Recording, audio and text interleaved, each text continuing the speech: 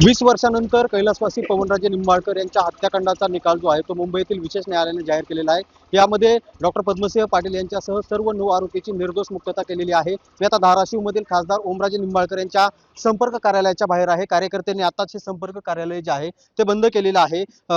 निकाल विरोधात गेल्यामुळे कार्यकर्त्यांमध्ये नाराजी पसरलेली आहे, त्यामुळे हे कार्यालय देखील बंद केलेलं आहे। माझ्यासोबत हे सर्व पदाधिकारी कार्यकर्ते आहेत। मला सांगा, कार्यालय देखील बंद केलंय आणि 20 वर्षानंतर आज निकाल लागलाय, काय भावना? न्यायालयाने निर्णय जो दिलाय तो कागदपत्राच्या आधारे दिलाय आणि कागदपत्र कसे बदलायचे त्यावेळेस मंत्रिमंडळात असल्यामुळे डॉक्टर पद्मसिंह पाटलांना चांगलं माहित होतं। आताही महाराष्ट्रामध्ये अशाच प्रकारचं दबावाचं राजकारण आणि बदलाबदली चालू आहे।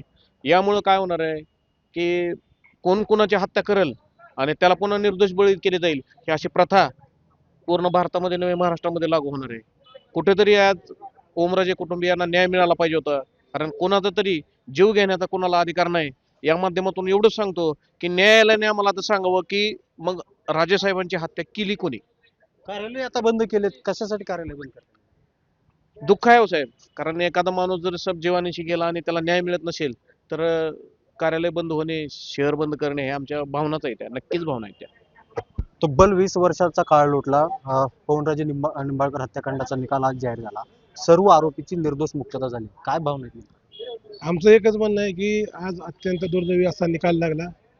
दुर्दैव आहे आणि न्यायव्यवस्थेचा विश्वास सर्वसामान्याचा उडल्याशिवाय राहणार नाही।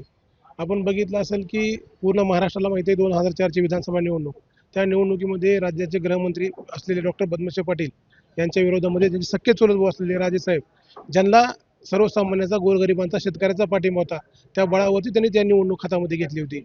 अवघ्या 484 मतांनी त्या ठिकाणी त्यांचा पराभव झाला होता। त्यांच्या लक्षात आलं डॉक्टर पाटलाच्या की आपल्याला उद्या राजकारणामध्ये ही वरचढ होणार आणि राजकीय वैमनस्यातून ही हत्या करण्यात आलेली आहे।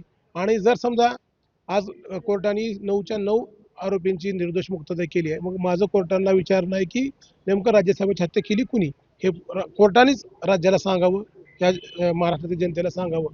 आपण बघितलं असेल की सर्वसामान्य लोक जर दाद मिळायची असेल तर कोर्टामध्ये जावं लागतं, परंतु आज निकाल असा लागला, मग 20 वर्ष निकालाला का लागली?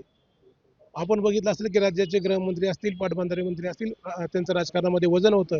तपास यंत्रणेवरती ताशेरे ओढलेले आहेत कोर्टाने, त्यावेळेस साक्ष पुरावे त्याच्यामध्ये फेरफार करण्यात काहीच त्यांना अवघड नव्हतं।